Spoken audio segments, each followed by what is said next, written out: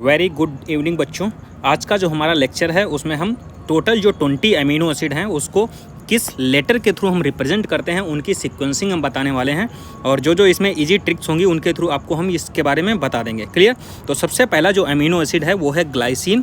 तो जिसमें देखो ये रेड मार्किंग है, उनको उन्हीं लेटर से रिप्रेजेंट कर दिया गया है, तो उनको याद नहीं करना है आपको। जैसे ग्लाइसिन हो गया, उसमें जी से ही रिप्रेजेंट किया गया है। एलेनिन में ए से रिप्रेजेंट किया गया है, वेलिन में वी आ जाएगा। और ल्यूसीन जो है उसको एल से रिप्रेजेंट करेंगे, आइसोल्यूसिन इसको आई से रिप्रेजेंट कर दिया जाएगा। और ऐसे कुछ और हैं, जैसे थ्रियोनिन हो गया टी से, सेरीन एस से रिप्रेजेंट करेंगे, सिस्टीन जो होगा उसको सी से, मेथियोनिन को एम से रिप्रेजेंट करेंगे, हिस्टेडीन जो होगा उसको एच से, और प्रोलीन जो होगा उसको पी से रिप्रेजेंट करेंगे। जिसमें रेड मार्किंग नहीं है उनको हम ट्रिक्स के थ्रू याद करने की कोशिश करेंगे, क्योंकि कभी कभी एग्जाम में क्या है ये पूछ लेता है कि एमिनो एसिड को किस सिंबल से रिप्रेजेंट किया गया है। क्लियर? बात करते हैं यहाँ पे सिक्स्थ एमिनो एसिड जो आर्जिनिन लिखा है। तो आप एक बात देखिए, यहाँ पे आर्जिनिन में प्रोनाउंसिएशन किस टर्म का आ रहा है? आर, तो इसको आर से रिप्रेजेंट कर दिया गया। जैसे आर्जिनिन में आर आ रहा है ना, तो आर से रिप्रेजेंट कर दिया गया है। जैसे लाइसिन लिखा है तो एल जो है वो अल्फ़ाबेट में के बाद आ रहा है, तो इसको हम लाइसिन को के से रिप्रेजेंट करेंगे।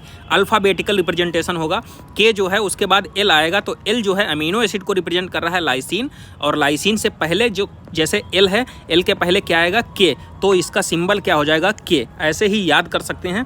और ग्लूटामिक एसिड, जैसे दो एसिड के नाम लिखे हैं, ग्लूटामिक एसिड और एस्पार्टिक एसिड, तो एक को याद करिए, देखो इसको डायरेक्ट याद कर सकते हैं, ग्लूटामिक एसिड को ई से और एस्पार्टिक एसिड को डी से, ASD। क्लियर? तो एस्पार्टिक एसिड जो हो जाएगा डी से रिप्रेजेंट करेंगे, ग्लूटामिक एसिड को ई से रिप्रेजेंट करेंगे। ये दोनों एसिड वाले आपको याद करना पड़ेगा। ग्लूटामिन लिखा है तो ग्लूटामिन आपको नहीं प्रोनाउंसिएशन करना है, आपको बोलना है क्ल्यूटामिन, क्ल्यू, तो क्यू से रिप्रेजेंट कर देंगे इसको। अब एक जो नेक्स्ट 11th नंबर का अमीनो एसिड लिखा है जो एस्पराजीन है, तो जीन लास्ट में कैसे आएगा? एन से आ रहा है, तो जीन एन, तो जीन एस्पराजीन को किससे? एन से रिप्रेजेंट कर दिया जाएगा। बाकी ये तो उसके नेम के अकॉर्डिंग है, जो रेड कलर से यहाँ पे लिखा गया है, मार्किंग की गई है।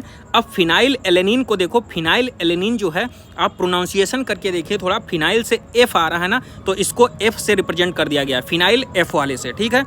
थ्रियोनिन को टी के बाद वाई आ रहा है यहाँ पे, तो थ्रियोनिन को वाई से रिप्रेजेंट करेंगे, टी के बाद जस्ट वाई लिखा है तो वाई से रिप्रेजेंट कर दिया जाएगा। क्लियर? तो यहाँ पे कुछ जो हमसे हो सकता था इजी तरीके से, वैसे हमने यहाँ पे रिप्रेजेंटेशन आपको बता दिया है।